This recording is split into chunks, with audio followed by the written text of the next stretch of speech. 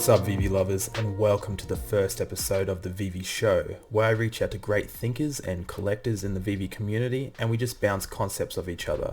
Today I interviewed Chad from NFT Pirates, who has a YouTube channel. He has quite the knowledge due to his collecting in Pokemon, and he has transferred this over to VeVe. And I also interviewed This Is the Comic Way, who has quite the following on Instagram due to his collecting and knowledge in comics and physical collectibles. So I'm very eager to have this conversation.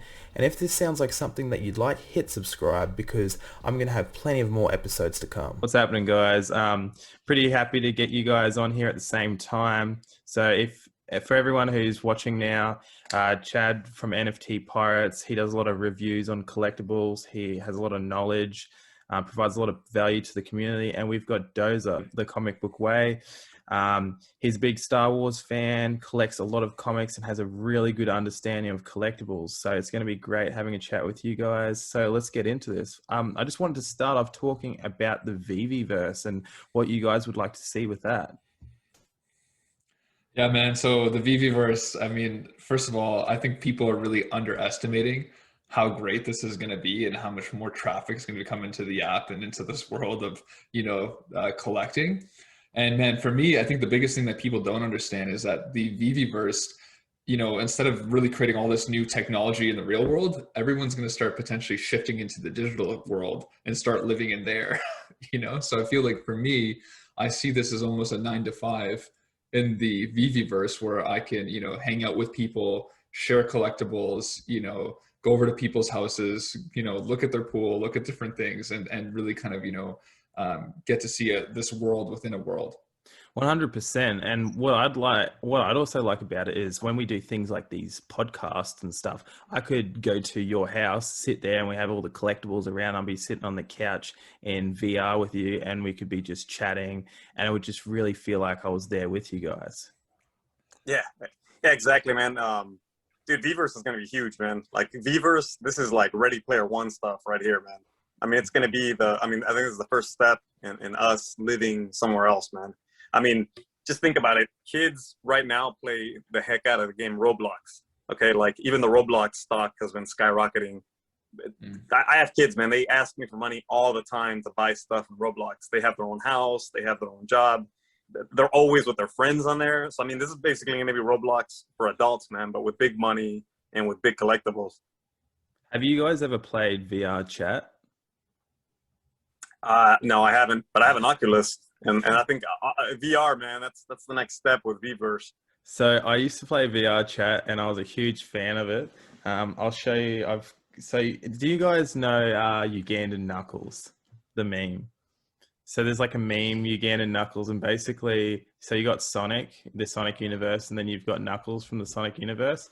So what they did was they basically edited Ugandan Knuckles onto one of the skins and just made it super low render, and everyone was walking around putting on like a Ugandan accent going, "Do you know the way?" And they were walking around, and just like every single character that was a chick, they were just like, "My queen, can you show me the way?"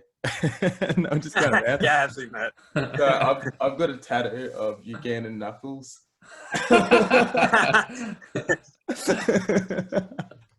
Hey, well, please tell me you guys have seen the movie Ready Player One, man. Yeah, I actually watched it yesterday. I was like, "Watch it." Yeah, because I keep talking about it with you, man. I keep telling you, watch. You can't collect VeVe and I watch Ready Player One. Well, man. I watched it at the movies, bro, but I had to watch it again, and I was like, "Oh my god!" Like the Batmobile's in it, the DeLorean, the DeLorean's in it. Yeah. I'm assuming that the Ready Player One DeLorean's not a piece of shit. It wasn't a common for sure, man. It wasn't a common DeLorean. No, I didn't see too many of them on there, actually. Man, I always hear David Yu, like in all his presentations, like he keeps coming back to Ready Player One. And I'm like, I get it, man. I get it. Yeah, man. So it makes sense, dude. It makes sense. If you watch Ready Player One, dude, collect VeVe and play an Oculus. You marry those two, and you're going to have just a titan of a product, man. So with the Oculus, have you got something sort of like the HTC Vive where you've got the parameters of the room and you move within it, or are you just using the headpiece and a controller? No, you have both options. So with the Oculus, you can draw a boundary, and it lets you walk around. Like for me, I drew my boundary around my entire living room, and it lets me walk around. So this is what's cool about Oculus, man. They just released Star Wars Pinball on it, and pinball. I mean, the pinball game's okay, but the cool thing about that is you actually get to create your own Star Wars fan room. You have a living room with Star Wars figures, Star Wars statues, helmets, lightsabers, and you get to put the posters, everything around your room. And when I saw that, I'm like, holy shit, dude. I'm like, imagine if you could do this with your VeVe collectibles later on. Bro, I'm buying this today. I just looked it up. That's insane. And dude, even how real it looks, right? Like I remember when my mom, like this was like 5 years ago, she was like, you know, I think like was telling me about like VR for PlayStation, and I tried it on the first time and I thought it was going to be a joke. And man, I was like so immersed into this experience. I think I was playing Skyrim. And I was like, I was literally just looking in the sky. I was trying to find out errors, and I was like, man, the clouds are perfect. Like, so I can only imagine now, because it's been a while since I've been back in VR. So I'm buying this tonight, bro. Skyrim is the greatest game ever, dude. I hope Dave Yu is listening. Make Skyrim VeVe collectibles. I'll go nuts. You can have all my money, dude, if you start making Elder Scroll figures. Hey, this just gave me a sick idea. So I'm gonna get like a VR headset, and we should all get on VR chat, and we should just do a themed talk where we play on VR chat, and act like we're in the VeVe verse, and just talk that shit. You know what's crazy? They actually have a game, dude. It looks like Roblox, but I think you're able to meet up with your friends on it, dude. On Oculus, like you get to meet up in a living room. I mean, they're very like blocky, you know, crappy. Yeah, it's VR like chat, graphics. VR but chat, I think they do have one, dude, because I was scrolling their app in their stores. They do have a game where we could actually make that happen, dude. Yeah, VR chat does that. Yeah. That's sweet. So, but man, I was playing a VR game. I play VR games with out the VR headset and just use a keyboard, not the actual controls. And like you've got hand simulators and stuff. So I'll get on there with my mates and we'll play hand simulator, but we'll be controlling each arm with like the keyboard instead. So we're trying to like play like a battle, and we're fighting, and we're trying to like pick up swords and stuff and attack each other. So we just keep throwing it and like doing backflips and shit. That's so jokes. That's cool. So man, what are some things that you guys have seen on VeVe that you've been like, man, what are you doing? Like, what, do you guys know you're a fan? The not so funny laughing Batman, dude. Like, the only one laughing is that laughing Batman laughing at us, dude. Bro, I was so hoping that was going to be the ultra rare. And, yes. Bro, my brother calls me, and he didn't see the Medium article, right? So he's like, they're dropping Batman Who Laughs. Like, aren't you excited? And I'm like, nah. And he's like, why? And I'm like, because there's 16,800 editions. And he didn't believe me. He's like, no, there's not. And I'm like, yeah, bro, there is. And then he's like, well, what's the ultra rare? And I was like, it's the Mike Magnolia Batman. The drunk Batman, dude. He's like, the drunk out of shape Batman who gave up on life. Yeah. Now, I call it Mandigo Batman because it just looks like he's got this massive phallus going on. Yeah. If you stand him next to Rizzo, he almost looks like his like drunk brother who just gave up on life, dude. Like, it's sad. They actually messed up the first appearances on that series. Did you know that, Chad? Yo, I heard about that, but I heard about it like kind of recently. Like some guy was talking about second or third one were fine, but the first one was messed up, right? No, check this out, man. I was talking about this with James. They actually have two big errors, man. The laughing Batman should be a first appearance. That's not like Batman. That's a whole new character, dude. That's a whole new character. Even in the comic book world, like where I'm from, where you have graded comics. The Batman Who Laughs, his first appearance is Teen Titans number 12. If you actually buy a graded copy of Teen Titans 12, it says specifically first appearance of Batman Who Laughs. Same with the Robin. That's not the other, the other ultra rare Robin. It's the son, isn't it? That's Damian Wayne. So yeah, that should be a first appearance too. Just like Batman number 656, if you get a graded copy of that, it says first full appearance of Damian Wayne. Because the other Robin and Nightwing are the same character. They're both Dick Grayson. This is a whole other character, dude. So it should have said first appearance. Bro, this Robin and Batgirl, same thing, dude. They're both first appearances. See, that's why I'm glad I have you on here, because you have so much knowledge about this. I'm actually going to clip all the things you say like this. I'm going to put it in a video. Like, Kami's doing a great job, but we've got to like tell them how it is. Otherwise they're not going to fix things that actually do matter. You know what I mean? Oh, Yeah. Penguin. Penguin's another really valuable character. Misprint.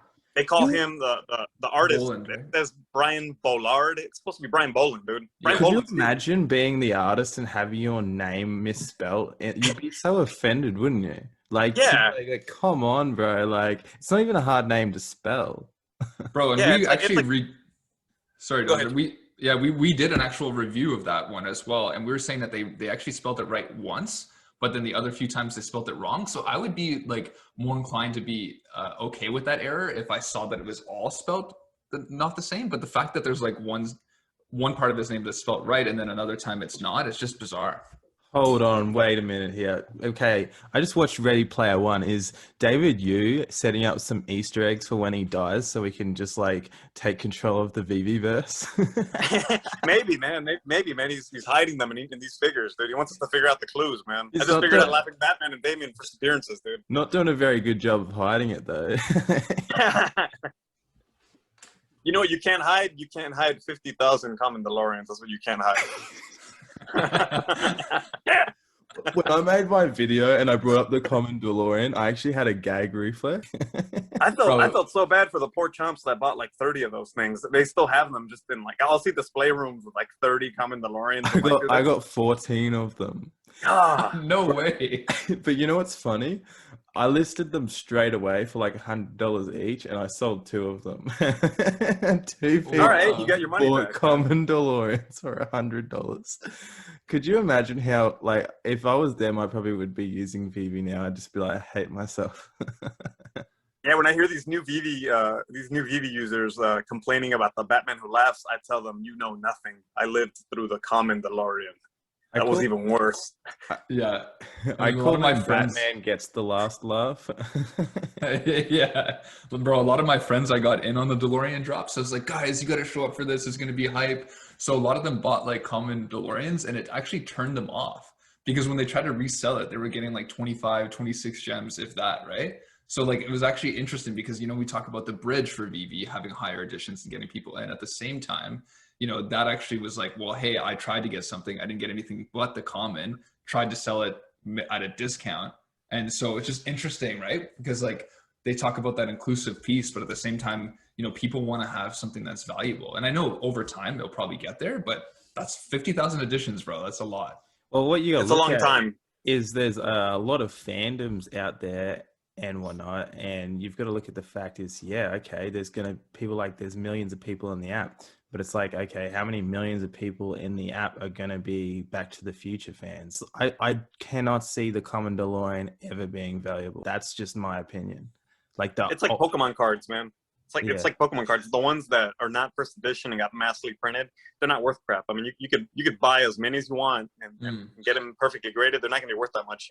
The rare is just a piece of shit. It does nothing. You can't interact with it. Yeah. You know, and like if the VeVe devs are watching this and whatnot, like I think you guys are doing a great job, but you know, I'm gonna put criticism where I think criticism needs to be, and that's why I make videos about these collectibles, because all the people who are turned off, I want them to be able to see this and get a bit of an understanding. Because I've got a friend, my mate Brad, he dived into VeVe, and he dived in when the DeLorean got launched, and he hated it and exited because he bought like 10 common DeLoreans, and he's like, I lost my money. And he came from crypto, and it's like, Right. okay, who are we trying to attract here? But at the same end of the spectrum is these are assets that are meant to hold value. Like, Right. and that DeLorean was a mistake. I feel like it cost a lot more to make than they could sort of afford. And so they did so many copies of each collectible.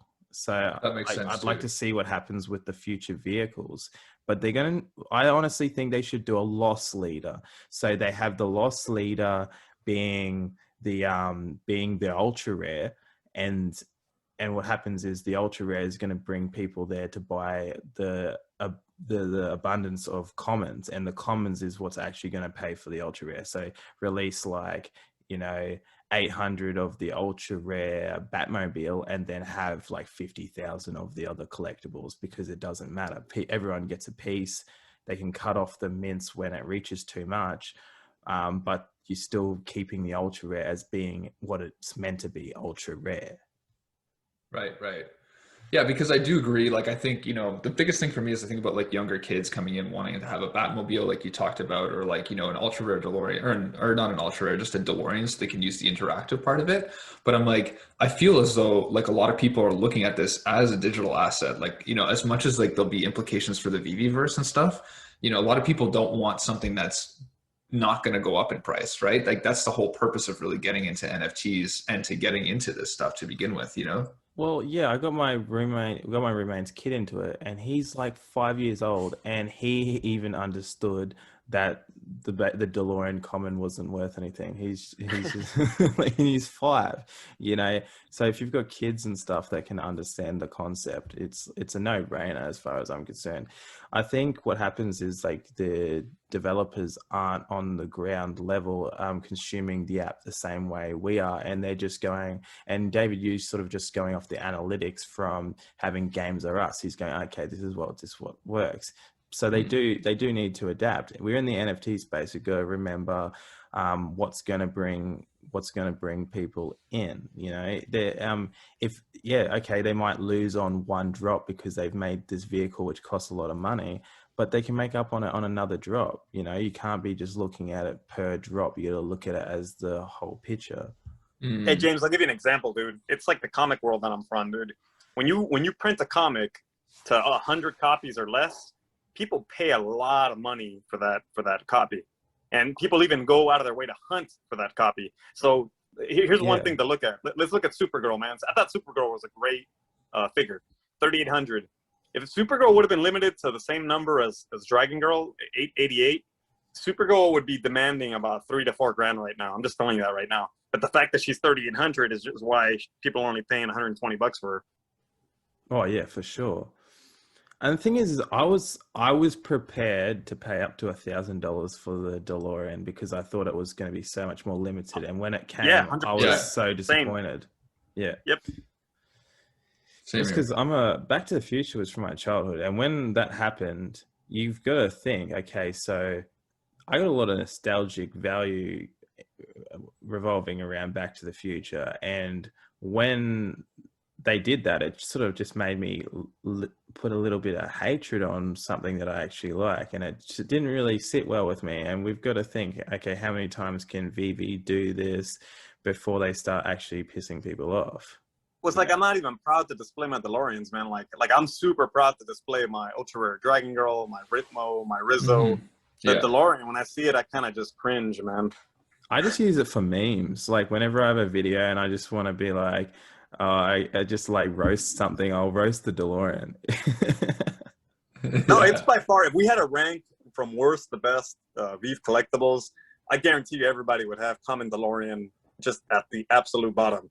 Yeah, it's trash. I'm not trying to be a fighter, but that Common DeLorean, dude, like, it won't ever be worth anything. It'll be worth its retail value for a long, long time.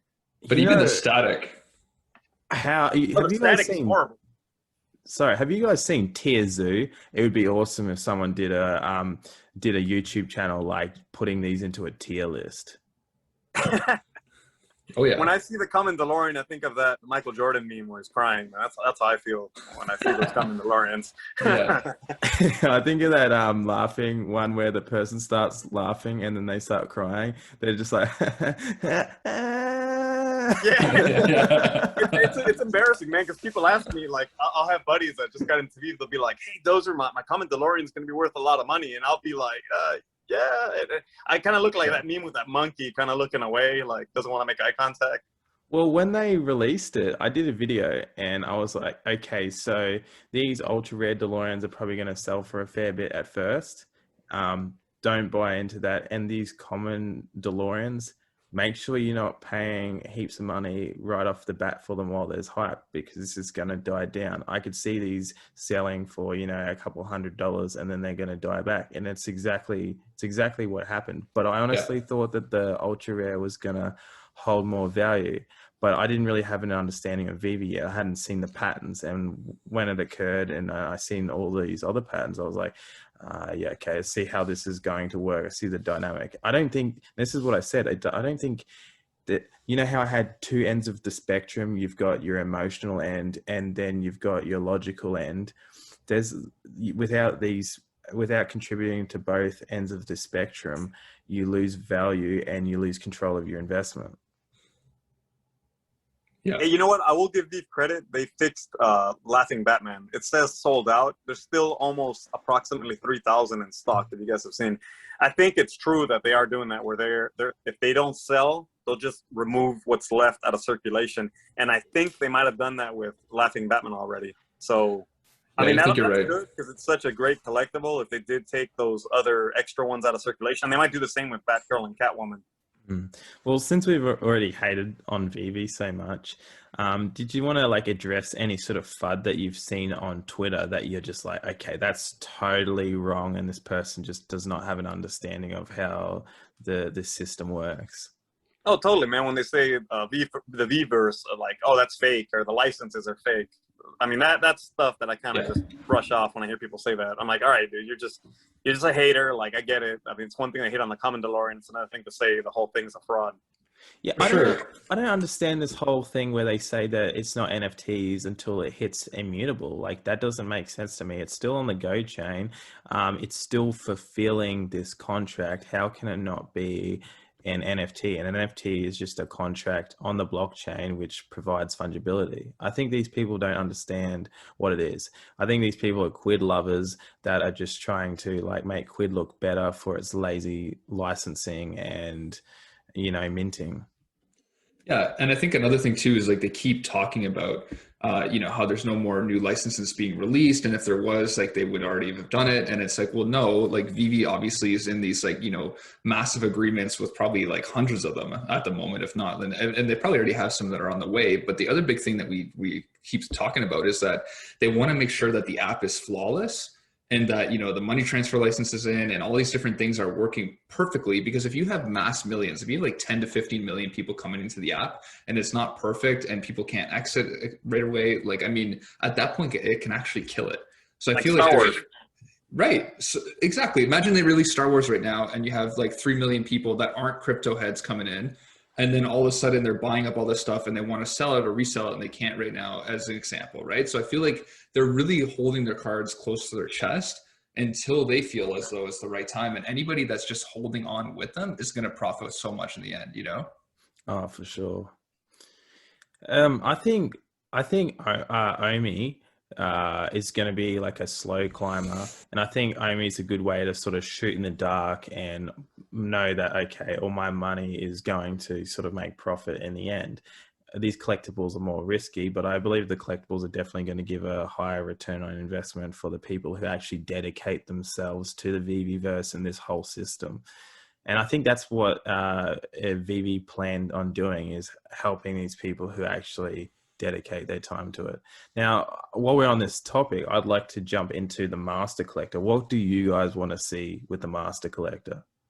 Dude, Master Collector, that's like me, man. I have 17 sets, 17 completed sets. Dude, I think if you're a Master Collector and you've actually gone out of your way to complete these sets, because Dragon Girl wasn't easy to complete. Ritmo wasn't easy to complete. Rizzo was not easy to complete. Yeah. Veve's got to do something to reward the Master Collectors. Now, this is how they could do it fairly, okay? A Master Collector like me, they could give me the option to stake my sets for a exclusive collectible. So it's not like I would just collect this exclusive collectible and then get rid of my set. I would have to stake the set to get that collectible. If they did that, they would take a lot of them out of the auction house, which would raise the value, and it would make people want to complete the set to get that exclusive Batcave or that exclusive Batmobile, or heck, even like a gold Rizzo. I mean, something.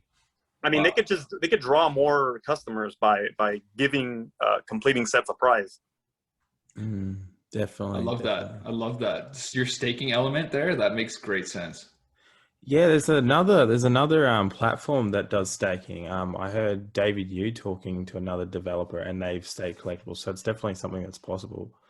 It's like staking Omi. You're just doing it with your figures, with your 3D figures. It's the same concept. Essentially, it's just a utility token, and it's, you know, on the blockchain, and especially when it hits immutable X, being Ethereum, it's going to be so easy to do it because. Well, Rizzo goes for a low Rizzo goes for about $3,000.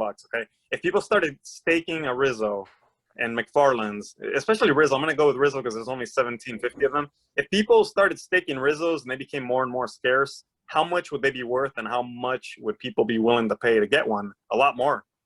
You know what? I just had a fantastic idea.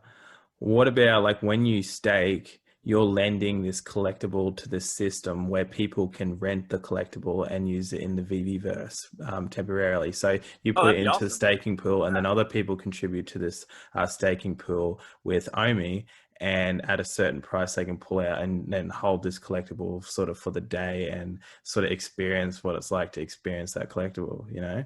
That's a great idea, dude. That's Love a great that, idea. bro. I mean, I could see a lot of people just paying $5 to just, spend the whole day with your Rizzo, go to AMC with your Rizzo, Yeah, For sure, man. imagine the token burn with that. Holy crap.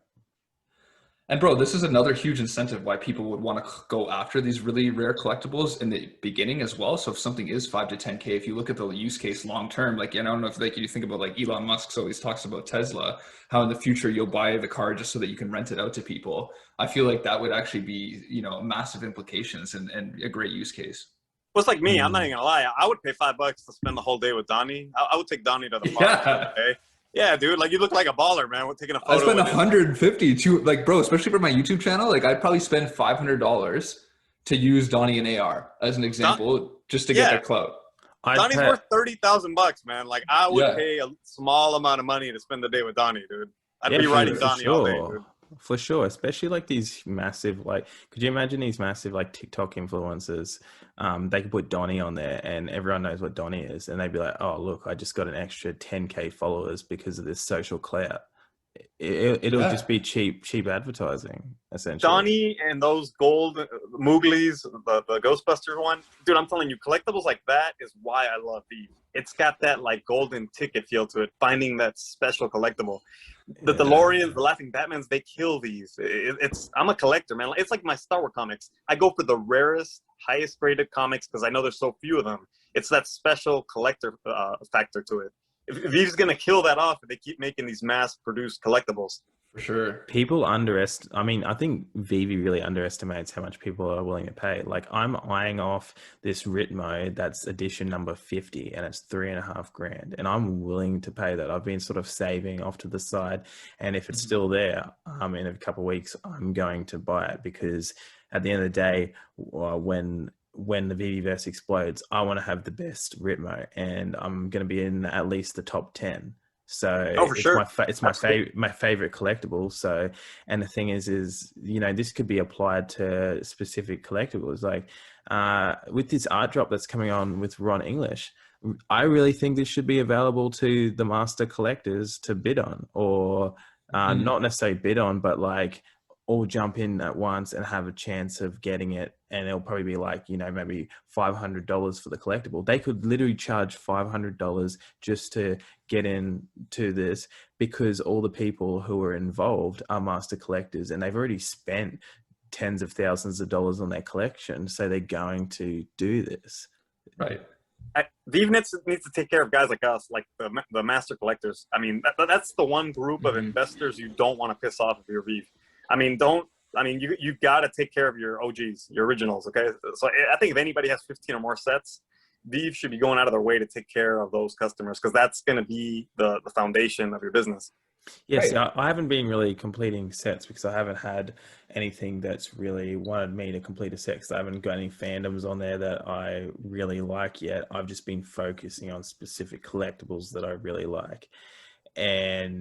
But if they had this like thing because like I talked to Reese about the Master Collector, and when he explained it, I was like, oh, okay. And someone else in the chat said to me, they said, oh, you can't have that because then rich people are just going to buy their ways in. And it's like, rich people can buy their way in anyways. They can just buy whole accounts. At the end of the day, rich people are going to have can do whatever they want. They can do whatever they want. They got money. Yeah. Rich people can buy Donnie right now, man.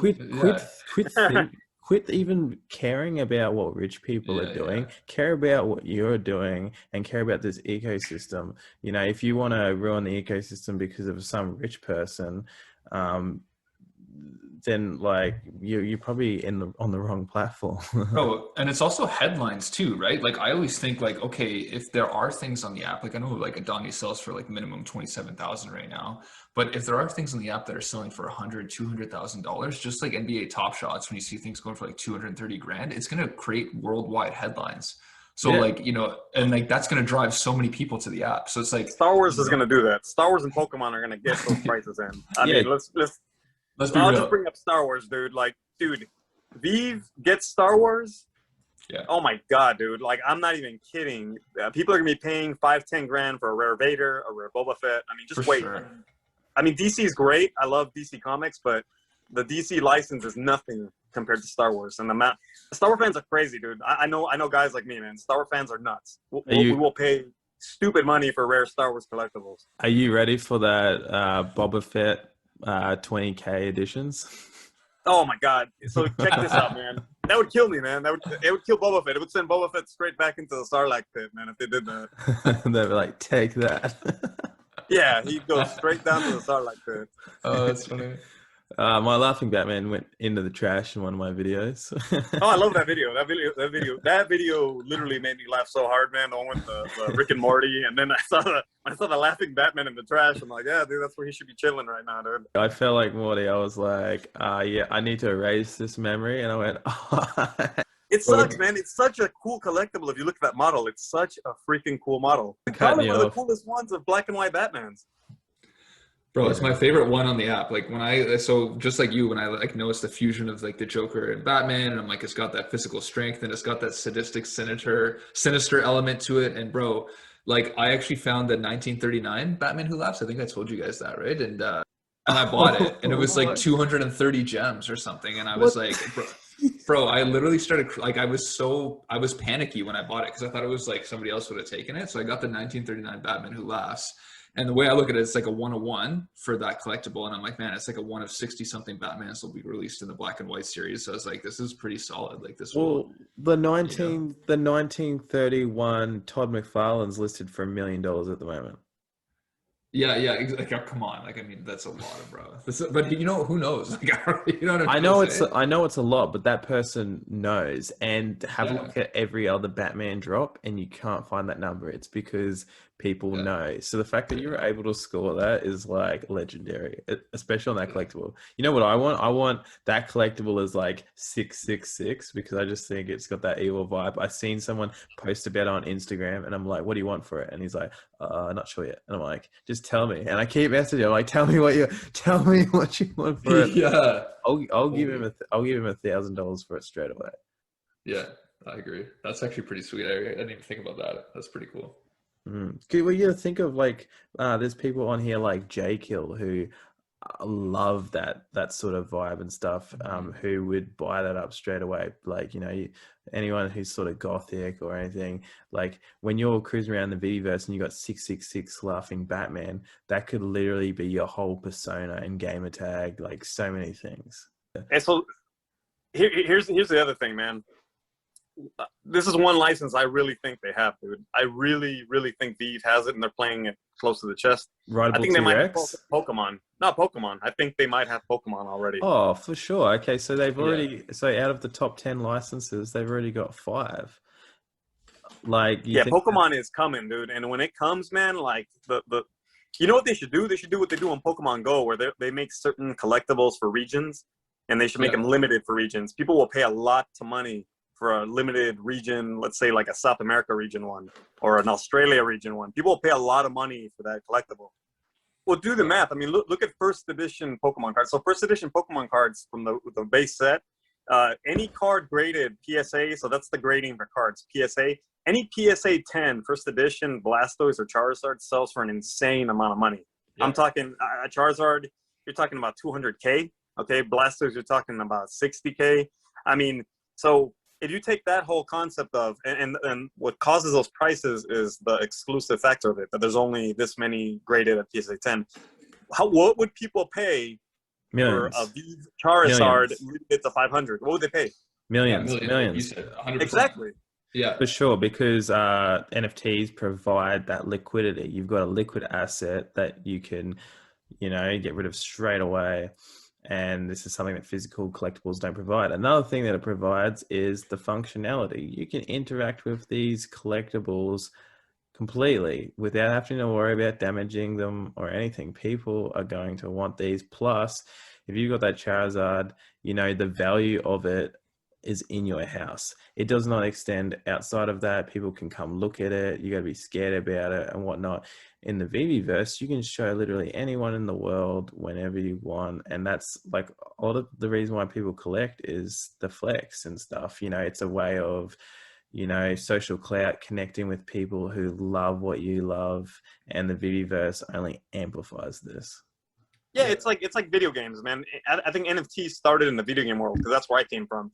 It's like World of Warcraft, man. Back in the day when World of Warcraft was new, if you had like a legendary, you know, sword of 1,000 truths as seen in South Park, people were like, wow, that guy has a sword of 1,000 truths. I would pay $1,000 for that. I would pay $2,000 to have that. Why? Because it was this exclusive factor about it, this elite factor. It's kind of like you walk around showing everybody what a badass you are on World of Warcraft. NFTs, it's kind of that same concept, but now on steroids. Yeah. Robert, we come from a heavy like Pokemon collecting background, right? So we actually sold it wasn't a PSA 10, but it was like a PSA 8 something Charizard back in the day for like 14,000, just under 14,000. And you know, the one thing that we noticed and we said was like, nobody really ever heard about that transaction. Nobody knew about it. But like if it was in the VeVe-verse, or if it was even on the VeVe platform now, if we had a Charizard, like people would know our names. People would be like, wow, you're one of few holders, you know? So like, I just felt like that was such an under the radar kind of thing. And so like, that's like huge implications, especially the buying and selling aspect, like not taking weeks to sell something and now like selling it instantaneously. And I know we've talked about that too before, James. Rizzo will be our Charizard. Rizzo will be one of our Charizards in the future. Wait, Yeah. I mean, that's a future $100,000 collectible. I really do believe that. Yeah, it'll be like the Lotus out of Magic the Gathering. Yeah, exactly. Black Lotus is a great example. Rizzo will be the Black Lotus, the first edition Charizard. I mean, he is the first. I mean, I like the McFarlane, but there's a lot of them. There's 7,500 of them. The Rizzo, there's not that many of them, man. So, I mean, only 1,700 people will ever complete the first ever Batman set. It was the first beef set ever. There's another thing you got to take into perspective is the fact that we've got like the VeVe-verse and people are going to be able to communicate and meet up with other fandoms. You got to look at the fact that there are going to be people grouping up and taking these out of circulation just to increase the value. It's also about how many are available. If there's only one available, a person's going to let their emotions take over them and they're going to spend good money, especially if the mint number's low. Could you imagine some rapper, like for example, like you got Ritmo, if some rapper could get like the 41 edition of Ritmo and you know he's got that same aesthetic going, he's probably going to spend $1 million on it because it's 100%. You know? 100%. Yeah. Look at Dragon Girl, dude. The minute they released VeVe-verse, everyone ran to the auction house and started buying up the last Dragon Girls that were selling for $1,000. Now the cheapest ones you can get are $1,700. Right. See, people weren't thinking about this until like I was talking about it with Chad, and I was talking about it with Johnny Dunn, and I was just like, could you imagine having this out the front of your mansion? And then I just had like literally like 20 inboxes of people like, oh my god. And just like inboxing me about this saying, oh, I just bought Dragon Girl. When you said that, I was like, holy crap. And I was just thinking, holy crap. Just think about it. The people that are buying off those last Dragon Girls, a lot of these people like me who are holding theirs, they're taking them out of circulation. Okay. So when VeVe-verse, if you look at it, there's less and less Dragon Girls in the auction house every week. Okay. When VeVe-verse launches, you're going to see probably like 20 of them in there because everybody else already took them out of circulation. They're going to get smaller and smaller and smaller and more valuable. That's how collectibles work. Yeah, there's one guy who's taking all the Ritmos out of circulation. Every single time there's an auction, I'm like bidding on one. I'm bidding on like a sub 200. This same guy's on there, and I'm like, you bastard. Well, it's like Barda. I know one guy that has like 80 Bardas and he keeps buying Bardas. I know the guy. Because Barda, dude, Barda's underrated. Oh yeah, and this is where I got to talk about those like, yams, bro. Those yams. Have you seen the yams on Barda, bro? Oh, for sure. The yams, man. Catwoman, though, come on. Catwoman's looking pretty good. She's got a really, I don't know if you knew, big personality. That's hilarious, dude. So I don't know if you knew, Chad. Barda is the first ever fully colored DC character. And that is going to go a long way in the future, man. Because, I mean, the Cover Girls is the first ever set with all first appearances and all fully colored DC characters. Barda was the first one, though. So this is why Barda and Starfire haven't peaked.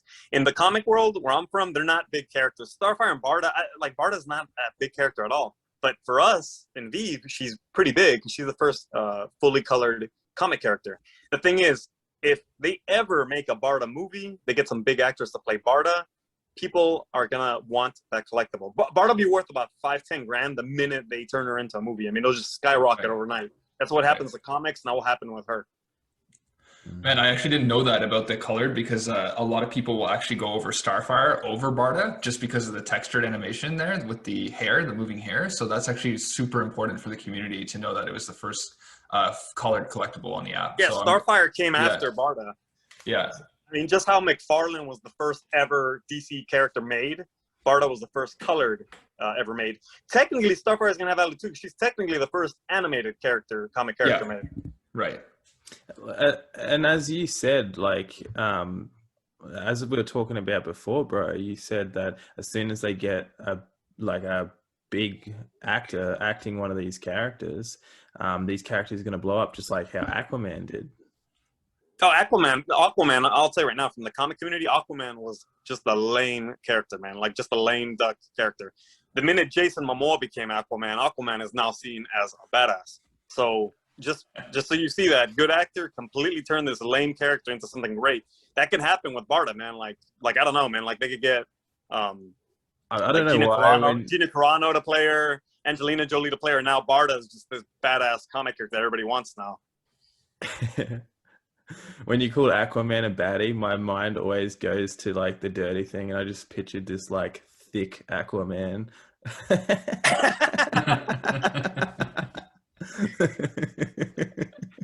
Come on, James, come back with us, man. Yeah, exactly. Stop thinking about the VeVe verse.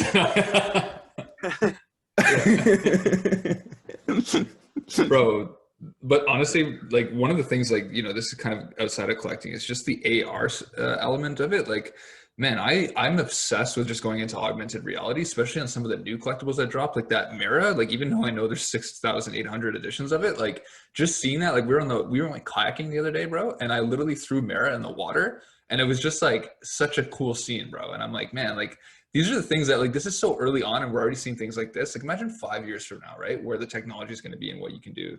Mira is such a great looking character. Just the way the sketch, like, oh my god.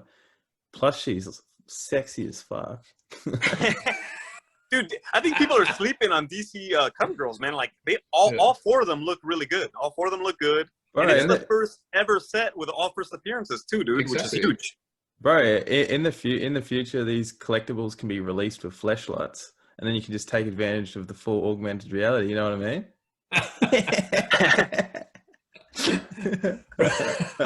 Bro, you should start a business on that. Just totally screw your YouTube channel. Just start thinking about that, bro.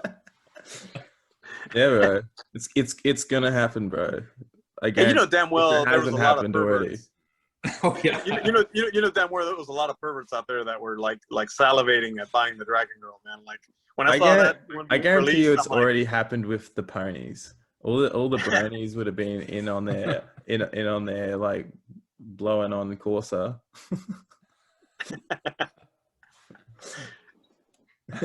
Yeah, for sure, man. And it's funny too, because like I look at our YouTube analytics and I'm like, all the people that are watching our content are like young guys. It's pretty much like 25 to 34 is a big category, and then there's the investor guys that are like 35 to like 44, and then 44 to 54. But I'm like, I wonder, you know, and I notice like whenever I do like reviews of female collectibles, like it's literally 100% guys watching, and then when I do male collectibles, it's like a mix of like males and females. But the guys really love those good looking collectibles, let's be real. Like Harley Quinn's, like, come on, Catwoman. I think they knew what they were doing, man. Like, when I saw them releasing Dragon Girl, I knew exactly what they were doing, man. It was like, I mean, dude, it's like this type of stuff sells, and guess what? Ultra Dragon Girl did sell. Dragon Girl was like a huge success. I mean, it's kind of sad, man, that Dragon Girl was such a great drop and a success, and then you had that flop with the laughing Batman right afterwards, man. It's true, bro. If they've taken those Batmans out of circulation though, that's good. Yeah. One thing I think about too, though, is like imagine what this whole ecosystem would look like if actually they kept everything low edition. So imagine Common DeLorean was, let's say, like 8,000, Ultra was like 1,500, and let's say like for Batman Who Laughs it was like maybe 7,000. You know, just imagine. I think like all the prices across the board would be elevated. I think that's obvious. But that'd be genius, man. That's actually a great move, dude. Because I mean, you know what would be cool? Like I'm gonna piggyback on what Chad just said. Instead of making one whole set 13,000, why don't you release 4 sets every week, but limited to like 2,000? So it would have to it would make people focus on buying one of the 4 sets. So if you missed out on that one, you got the other one. It would just create a better ecosystem where people would sell them for all high. They would be able to trade. So if they just released multiple sets down the board, you can't get all of them. Right. And imagine if the FA, like the cover girls, right? Like my brother and I were just talking about this for fun, but we're like, imagine if all of them would just had 3,000 editions, all FA, and they were all rare. And then you had to choose which one you thought was best that suits your particular like collection, right? So for instance, like imagine like, you know, some people would be going for Batgirl, other people would be going for Supergirl. And then I think also on the drop, it would actually be easier for the system to carry all that load because there wouldn't be everyone going all the way all the time race to the ultra rare. Like it'd be dispersed. Now I'm not saying they should do that all the time, but I just think that would be like that would flip things on the head, and you'd be like, oh my god, this is exciting, you know? Well, what they could do is they could do that, and they could have, okay, you can participate in one of these directly, and then like participate in the one you like the most directly, and all the rest you can only participate in them in a blind box. You know what I mean? So you still get to participate in the others, but there's only one you can do directly each week. That way you don't have like people just buying every single collectible. You know what I mean? They can also go to a reserve system where you can only get one ultra rare. So, you know, it'd be cool if they released like Chad said, like 4 or 5 ultra rares a week, but each account can only get one. So you have to pick which one you want. Yeah, I think that would be awesome if they did that. And that would be a big move because then people would be like, okay, so VeVe's not just cash grabbing, so it would build trust doing something like that. Yeah. And imagine like if they had like random drops of like super ultra rare collectibles to people that like, let's say already had like, you know, a master collector that had like 14 collectibles or 14 sets, and they're like, oh, you know, within an hour you get a notification on your phone, and in an hour there's going to be a drop for this like UR, and nobody even knew about it. Like it's just a black cloak. Yeah. And it's like I would be freaking out. I'd be at work and be like, holy shit, like I've got to get on this right now. Like, you know what I mean? Like that would just make this whole thing so exciting. So it's not so like predictable. Like, okay, every Thursday's the drop. Like you would just be like, wow, like anything could happen. And it would make it seem a lot more like grandiose. That'd be awesome, dude. If they got rid of the same day, same time every week, if they just started making all the drops just random, they're just dropping them. It's almost like loot boxes, man, in a video game, dude. Yeah. I could see like in the future people just driving down the road get a notification. Oh my god, just all these cars crashing. Responsibility. It's like Pokemon Go. Pokemon Go was doing that. I mean, you'd be driving and then all of a sudden like a rare like Mewtwo pops up. You like stop, tell your kids to be quiet, and you just run out and see if you can get it, man. Like, I was getting my miles up. Like me and my mates were driving around, and then when they put the speed limit on there, we're driving around at like 30 kilometers an hour, like just getting our miles up so we can like hatch eggs and stuff. Man, to get my Gyarados, bro, like just catching the Magikarps, that was like the most hectic grind ever. Just sitting there by the river in Brisbane, and there's literally just tens of thousands of people, and there was like people jogging past being like, don't just have anything better to do. Bro, even now, like when I'm in AR, like I was at the field the other day and I was like having my phone out and I was like beside a tree and people walked by me like, what the fuck is this guy doing? You know, like, but for me, it's so normal. It's like a part of my lifestyle now. It reminded me of Pokemon Go when I'd see like hundreds of people crowded on like the middle of the street and they're blocking traffic. You know what I mean? And it's just like so funny. Like the culture in the future, bro, is like, I feel like people are going to be so aloof to reality, like the physical realm, and they're just going to be like totally embarked in this like digital journey. And like, you know what I mean? Like I could see like people forgetting to eat, you know, forgetting to shower, just like totally be enraveled in the VeVe-verse. I saw those houses in VeVe-verse, and I could spend all day there, dude. When I saw that freaking, it reminds me of Cloud City from Star Wars, man. That kind of city in the clouds, man. Yeah, exactly. You know what I love about VeVe is the fact that like you can be out and just have your whole collection with you, always be able to look at it. You just can't have that with normal collectibles. Like you could just be like, okay, all right, you know, I like this spot. I'm gonna start vibing with my collectibles and just sit down in the park and have all your collectibles spread out, and you're like, yeah, this is. Yeah, I can't do that with all my Yeah. hot toys and my DC Direct statues. I mean, I Picture get you crushed, sitting man, there with because I tried taking everything with me, dude. see you there in the park just with your collectibles surrounding you. Yeah, I look like a weirdo, man. The police will get calls, man. Yeah, exactly. This, I think this guy's about to shoot some people. Yeah. Well, I think it's still early, man. I think VeVe is actually ahead of its time, dude. Because, dude, I talk to most people, man, and they still cannot grasp the fact that you're paying for a digital product. Someone like me that came from the video game world, it's normal because I would buy Fortnite skins, I would buy more stuff on Pokemon Go or more swords on World of Warcraft. But people like right now that aren't from that world, it's a weird concept still to them. And then you got Chad's mum who has a Risso. yeah, bro. My mom's got like, I think she's got 100 and something collectibles, and they're all bro, they're all like badass. Like she's got like rare Dragon Girls, Rizzos, Nightwings, Robins. Like if she goes for the low mints and stuff, like she pulled like a sub 200 Robin the other day, and she comes in and just like shows it to me, and I'm like, holy shit, like you're nuts, you know. That's hilarious, dude. She's got I a wish my crazier mom had collection those. than me. I've only got like 50 collectibles. Yeah. I have 200. I have 217 sets. Nice. I'm in the like the hundreds, but only 13 sets. So you definitely beat me there, bro. Damn, that's crazy. And to be fair, man, I'll actually tell a story, dude. You want me to tell the Bardas story, James? Yeah. I accidentally bought 8 Bardas, Chad, one time. I accidentally, it was like a glitch. I just kept pressing buy, and it wouldn't load. Next thing I know, I have 8 Bardas in my inventory. Dude, my wife wanted to kill me, dude. She wanted to kill me because they're $50 each, dude. And she's like, you're an idiot. And I'm like, yeah, I know. But then they were worth a lot, dude. So I was able to move one Barda. I only have 5 left. I was able to move one Barda for a Rizzo. I was able to move another Barda for a Ritmo. And I was able to move the last one for a ultra rare Dragon Girl. That's how I ended up with 17 sets. It's funny that you mentioned that because I did the same thing, but with the common DeLorean. Ooh, bro, like, see, that would be hurting my heart right now, dude. It's like, that's like buying a horrible stock on Robinhood and then it tanks to like $1, dude. And that's the common DeLorean right there. Bro, I bought 25 Todds when I was on the app, and the only reason I stopped because I like maxed my account or whatever back in the day, and I sold about 7 of them now just because like I wanted to do that, like do other collectibles as well. But man, back in the day, like I don't know what it was, like when people started going on Telegram being like, we're gonna close Todd out, and they started like listing all the facts, like very first minted NFT, I was like, holy shit, like let me just get on this. And then I think my brother got a few, and then I called up all my friends. I called up friends being like, shut the fuck up. You're going to go on VeVe, you're going to download it, you're going to buy this thing called the Todd. And they didn't even question me. They're just like, what? I literally thought that within a month, it would be like 10K. Like, I don't know why I was thinking that, but I was like, man, if this thing blows up, like I thought it would, like, I felt like everyone in my family was going to just like be able to retire, you know?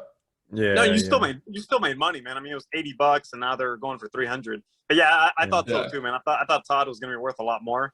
I only have 4 Todds, man, but I thought that was going to be like a better collectible. That one will, unlike the common DeLoreans, that's a good long-term hold for sure. You know what I picture with the common DeLoreans? Just these people like making these big mecha suits out of DeLoreans, and you'll see these like big robots just built out of DeLoreans, like.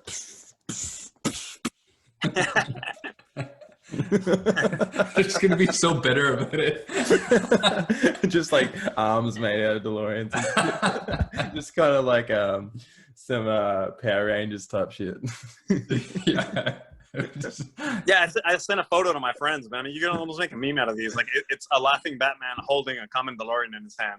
It's like the worst display room ever made. Like, bro, the best is when I don't know if you guys ever do this, but you're on the social feed and you go into somebody's showroom, and like one time I went into the showroom, there's this one shitty common DeLorean in the middle of the showroom, and the title of the showroom was called "Hodl for Your Life."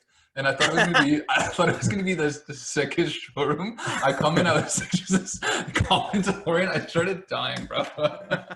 Dude, common DeLorean is like doggy coin, man. It would have to take like a ton of people online to like band together to make it valuable one day, dude. Yeah. I hope we're wrong, bro. Like, I hope the common DeLorean is like minimum 1,000 gems, dude. You know, and like in the future, it'll just be like the end of the world type, end of the world type Mad Max thing, and you'll just like go into a showroom, and then all these lights will turn on around you, and it'll be like, "You came to the wrong room, motherfucker." so funny. Oh man. What else do we want to talk about? So like in we were talking about the VeVe verse before. Is there any other things you'd like to see like come to the VeVe verse, or like Master Collector or anything like that? Bro, actually, yeah, dude. So VeVeverse, I want to know the game factor of it. How are they going to turn it into a video game? I mean, because as of right now, it'll be us hanging out in our VeVe homes and displaying our collectibles. I don't know if they'll actually have a game factor of it where you can actually use these figures at some point. You know how they were static, Ritmo was static, now he's animated. And I guess the third phase they said will be you'll be able to use him somehow in a game. Like, I think at first it's just going to start off sort of like that whole VR chat sort of thing, and that will give value to people for quite a long time. Like, people already get so much value out of building stuff in their showroom. The gaming aspect of it is I think that's gonna take quite a while for them to build. No, totally. I just hope it gets to that point one day. Yeah, I feel like they're going to have a dedicated team to develop that, like, for desktop. You know, like even a small racing game where you can just race other players on VeVe with all the different vehicles you got. You know what I mean? Like, then I mean, they could start off just small, dude. It's kind of like that other company, Terra Virtual. They have their own Terra Dome. And they're already working on plans for where you'll be able to race your vehicles. I want to see VeVe do something like that too. Yeah, well, when I was looking at the Terra Dome, what I imagined was, because I was looking out of like the windows that were on the roof, I seen there was space. I imagined that there's going to be a door that opens up and you can fly out that door, and there'll be like a racing track and stuff like that. And that's going to it's going to be easy for them to develop because it's built on Unreal Engine. VeVe's going to be a little bit harder because they're going to have like all these collision issues they're going to have to deal with, because it was built on like 3D model software. You know, a lot of it is just like 3D cameras taking photos of these collectibles and then brought up. It's not like fully built up in I forgot what the modeling software is, but you know what I mean. Well, if you look at the houses on VeVeverse, there's a place where you could actually park your vehicle. I don't know if you saw that. Like, there's like it almost looks like a landing pad for like a spaceship. I heard that. So, I wonder if you'll be able to fly your vehicle around. I heard that house was taken from something. Like, I seen some comment. I couldn't remember what fandom it was taken from, but it was like some license they had. And it looks like it was from a movie with like Tom Cruise. I forget what it's called. It was like, yeah, that's the one they were talking about, because they have the Universal license. Do you remember that? Yeah. It was like Elysium or something, but it wasn't that. It was, I forget what the name was. Yeah, that was the one that everyone kept referencing, and it definitely has some inspiration from that for sure. Yeah. Bro, you know what? Another thing I want to see though for Master Collector, and we're actually gonna be dropping a video about this too, is actually matching mints. So for instance, like if somebody like has a set that is all matching mint numbers, or even if you have like 4 of the same mints across like your whatever hundreds of collectibles, like that, there should be some incentives there, because I feel like they'll do 2 things. They'll keep people on the app, they'll keep people searching for those mints, and then, you know, people will be known as those specific collectors. So like VeVe might actually like recognize that you like those mint numbers, and then like even look at giving you one, or like whatever, if you're actually going for an ultra rare and you get it, maybe you get that mint. Like there's so many things that could come from that. So, and I just feel like another thing with that as well is that people would then want to collect things that are higher on the edition side. So for instance, right now we're seeing like in the higher mints. So for instance, like anywhere from, let's say 4,000 to 6,000, on something that's a 6,000 edition collectible, a lot of people like just want to resell it sometimes for like under cost. And so now if you're getting like matching mints higher up, you actually might be more inclined to like hold on to something that isn't as low or whatever, right? Yeah, I agree with Chad. VeVe needs to do something that'll be.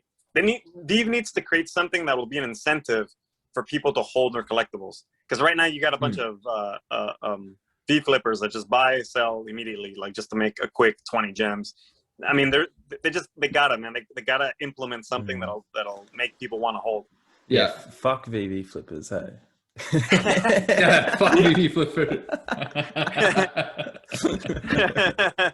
They probably think you're the king.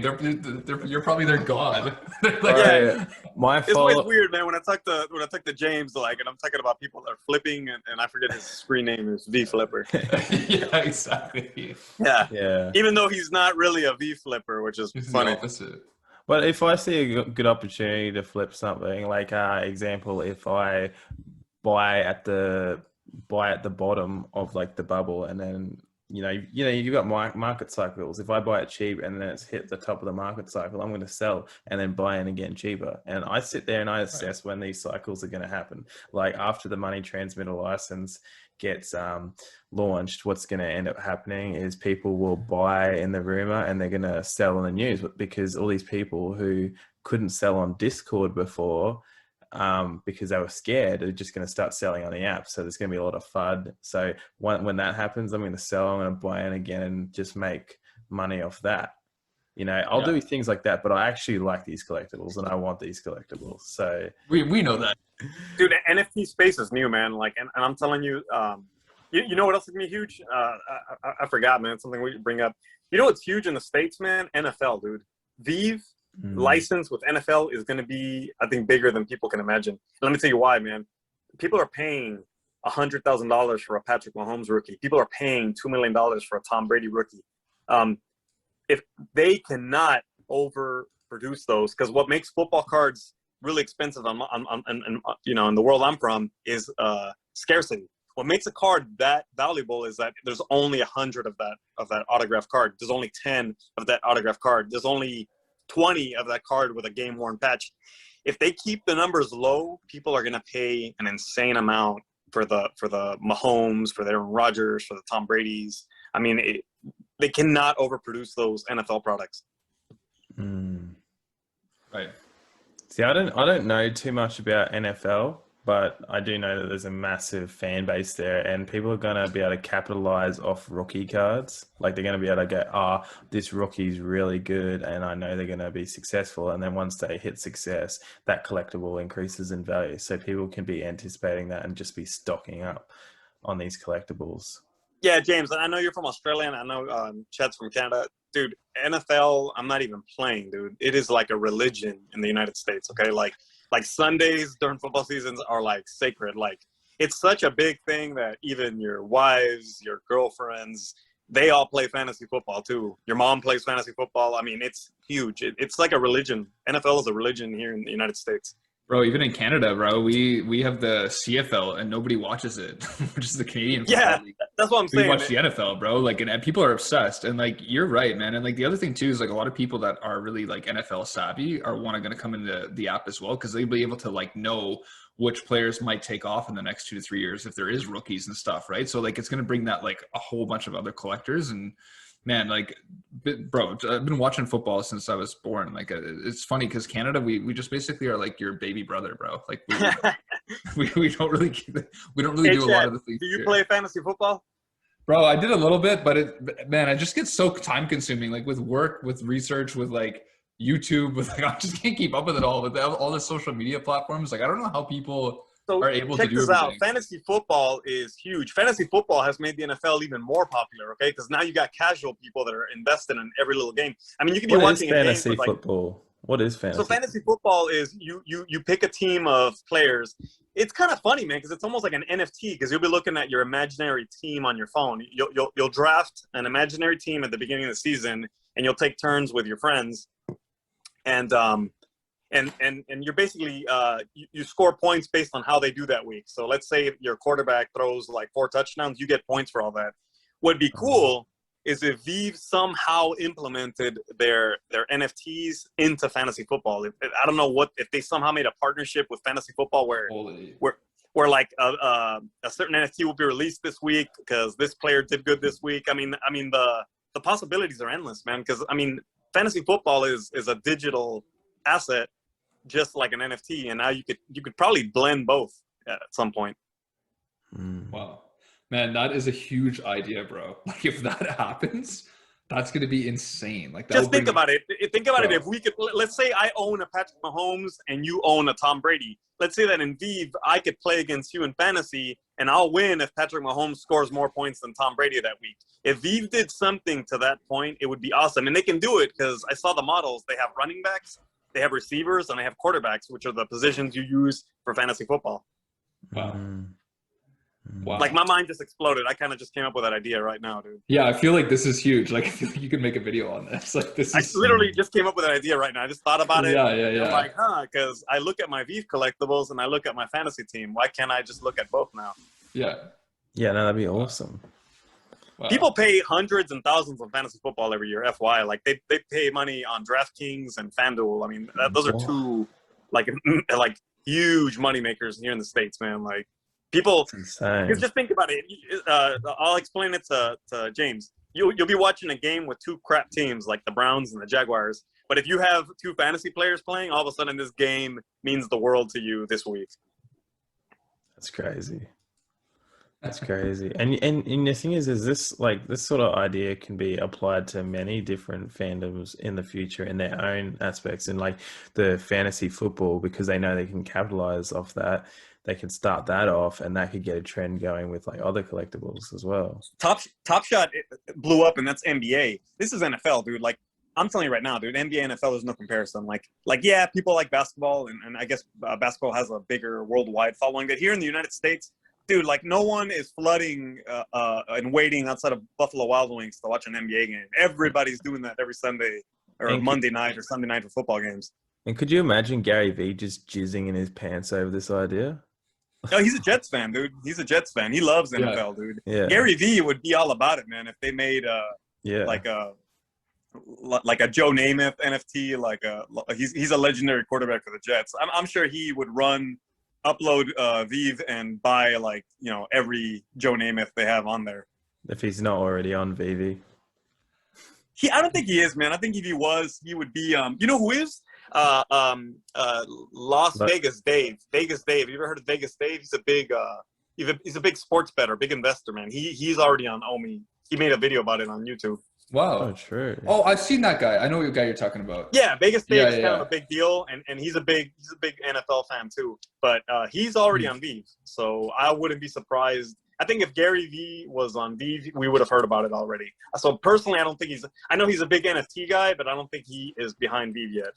So one thing that makes me think that, talking about celebrities, one thing that also makes me think that VeVe has Pokemon is I'm getting the vibe that they reached out to Logan Paul because he always talks about it. I feel like they've like planted something in there, and once Pokemon Go comes out, that's the person they're going to have talking about it. Oh hell yeah, Logan Paul would be huge to promote Pokemon on VeVe.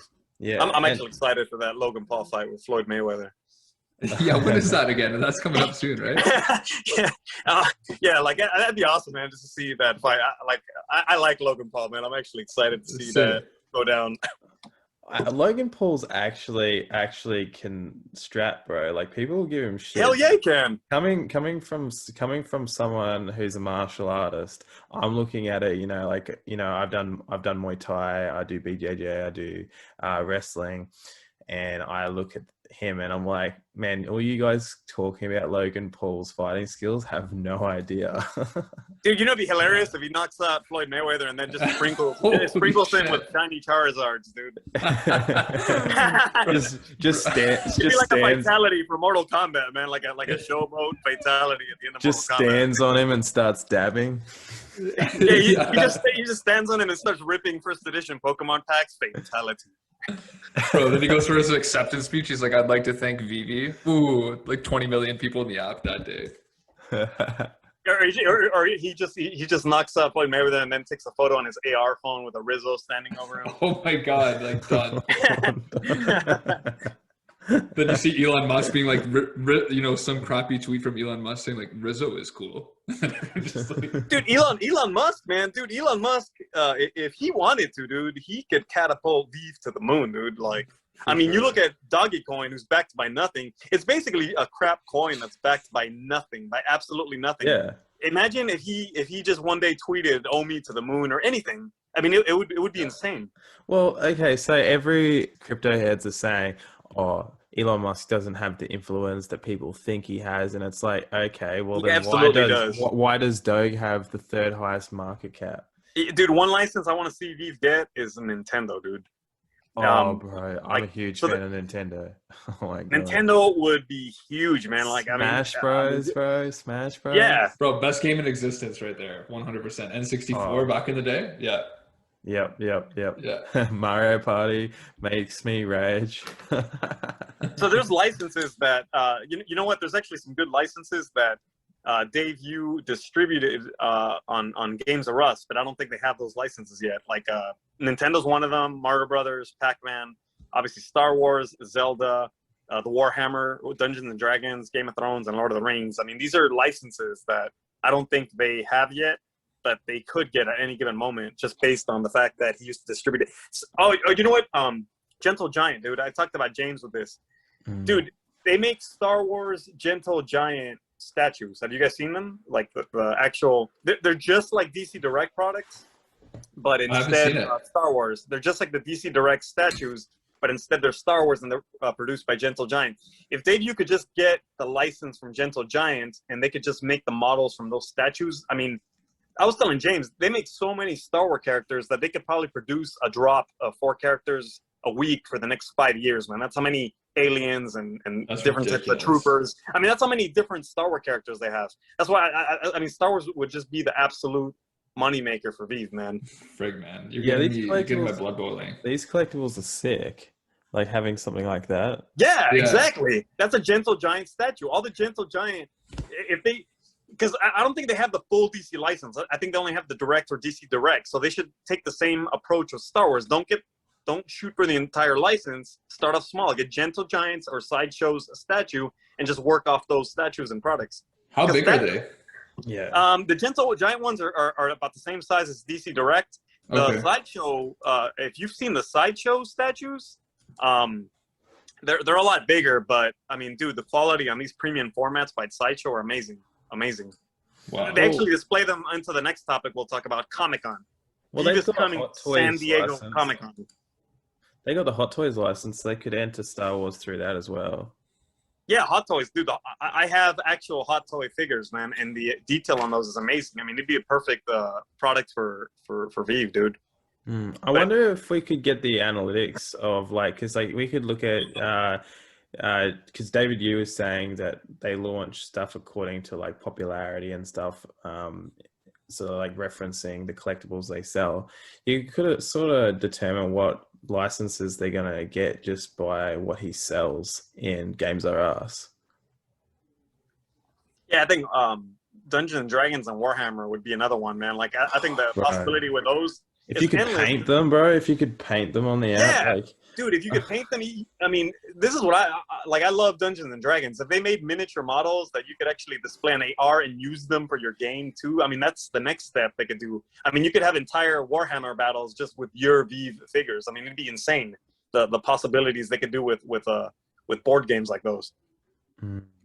Yo, gents, I hate to cut it early, man, but I've got a meeting. Unfortunately, it's 11 a.m. or what is it now? It's 1 p.m. my time, so I'm still in the work hours, but I got to take off. But yo, you two legends, keep it up, man.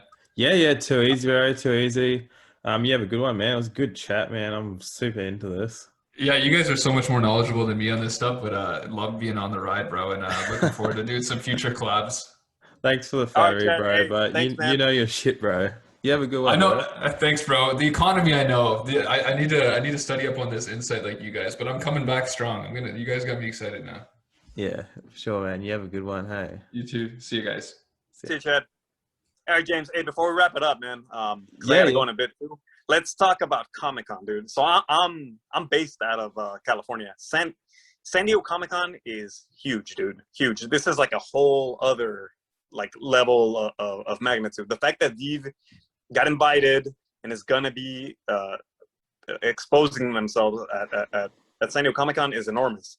I mean, this is like advertising that I don't even think they have to pay for. Just them being there is gonna get people on board with VeVe that they had no clue about its existence. Yeah, well, after you told me about San Diego Comic-Con, I like looked into it, and I was like, "Holy crap, this is like way bigger than the Comic-Con we have." And I was like, "This is gonna be massive." And Dave Yu, I know is a fan of Comic-Con because when I looked at his Instagram, he actually took a photo on posing in front of San Diego Bay. So he goes to Comic-Con. He's a fan of Comic-Con. He comes to San Diego Comic-Con. He's been to San Diego numerous times. So I mean, it's almost like he really wanted to be part of Comic-Con. And he somehow got that to happen, and that's huge. And even better, they're going to have an exclusive item at Comic-Con, an exclusive VeVe collectible at Comic-Con. Yeah, so the one thing I'll say about Comic-Con is I was looking at it. Aren't they just doing a virtual event? Or do they mean virtual as in reference to this collectible? So it all depends with COVID. Yeah. I think Comic-Con is going to be virtual this year, but that doesn't stop them from being there live next year once it opens up. I mean, the fact that they're being invited virtually is already a good start. And I'm sure there's going to be a lot of people tuned into this virtually. Oh, and 100%. probably even more due to the fact that it's just going to be a lot easier to access. Yeah, but I mean, the fact that they're already showing up virtually means they'll be there in person. I could see Dave you actually being there in person once they open up all the COVID restrictions and actually open up a live. Oh, 100%. If they do it virtual, it's going to be good because that means that I will be able to access that limited collectible, exclusive collectible being in Australia. Yeah, and it'll be limited. I mean, just the fact that it's a Comic-Con exclusive, it'll be a limited collectibles. And it's kind of funny because it's like Quid. Quid is no VeVe. Like they're not even on the same page, but Quid was doing that. They were releasing very limited exclusive collectibles for San Diego Comic-Con, like digital Funko Pops. So, I mean, if VeVe can do something similar, I mean, it'd be amazing. Because, I mean, it'll be a limited item, and it'll be worth a lot. And it'll be the fact that it's low minted and a San Diego Comic-Con exclusive would make that thing just skyrocket. Mm. Yeah, I'm excited for that, man. It's going to bring so many new fans to the platform, people who are actually into collecting. So like I'm talking to you and you know so much more about collecting than me. And there's just going to be an abundance of people who are like you, who also have massive followings, all just talking about this and engaging in it rather than people who are just like, me buy collectible, me sell next day, me mad because collectible worth nothing. Well, that's and it's funny because that's kind of how I came from. I'm not even a crypto guy. I got tuned into VeVe because a friend of mine, he knows I'm the comic book dude, so he told me, hey, you need to check out these digital Batman products, and I'm like, okay. So my first day on, I logged on, I saw these Harley Quinns, I saw these Batmans, I saw these Starfires. I'm like, holy crap, dude, this is next gen stuff. So my background in collecting comic books is what got me into collecting VeVe. Yeah. And like you're one of the few people that I've actually seen on this app who collect like that's why I also tuned in with NFT Pirates, because like I just see heaps of content on YouTube with people who are just coming from other followings who just aren't really collectors. And you know, I just want like lots of exposure to people who collect to actually, you know, get that proper community going, because it's not really quite there yet. Well, it's not even close to there. It's literally just all flippers. It's not, man. It'll take time, but I'll tell you right now, NFL is going to bring a whole like group of people, man. NFL is going to bring all the card collectors. Star Wars is going to bring an entire other group of crazy collectors too. So I think every single license that they start opening up is going to bring more and more people. Because right now, I mean, some of the licenses they have just aren't great. I mean, like they don't have that big of a, you know, cult following like Star Wars, Marvel, NFL. So Yeah, nothing so far has like got me super excited before, but besides that DeLorean drop, which they just destroyed. Like I was yeah, I mean, excited just because I could go inside the DeLorean and it was something I always wanted to do. And the fact that the flux capacitor was illuminated, I was like, oh my God, this is so cool. And then when they ruined it like that, I was like, because it was like one collectible that I was genuinely excited about because I have a fandom for it. me and you both, man. I freaking love Back to the Future. I grew up Back to the Future. I think Back to the Future. I mean, the DeLorean is such a cool model, and it just got destroyed. It got ruined, man. Like I would hate to see them do the same thing to Jurassic Park. I mean, I'm really excited for all the Jurassic Park stuff, and dude, I would just hate to see 50,000 T-Rexes going around. I mean, it would kill it for me, man. I could see them like putting a high number on the cars because everyone's going to want the cars. And I feel like I honestly feel like they're trying to put as many collectibles out for vehicles as possible because they just want lots of that in the VV verse potentially because everyone's going to need a car. But I don't know. I think they're going the wrong. I don't know. Actually, I think it's more just to do with the fact that collectible of the cars take a lot to make and they just want to get their return, but they should just treat it like a loss leader. Yeah. All right, James. Hey, man. So I gotta bounce too, dude. Yeah, that's so cool. I need to get some sleep. I'm Yeah. on 2 hours sleep and I got work in But another no, dude. 3 hours. Like real stuff, dude. Thanks for having me on. Yeah, man, it was great chatting, man. Very knowledgeable, and this is going to be great for the community to see this content. Yeah, totally, man. Hopefully this is the first of the many with me, you, and Chad, dude. Oh, 100%. I plan on doing this like once a month and just start assessing collectibles directly and just predict what collectibles are going to do well. And it's just going to be something that I want to release every month. But yeah, for sure. Anyways, you have a good one, dude. It was a great chat, man. Yeah, thanks, man. We'll keep in touch, man. No worries. Catch you later, dude.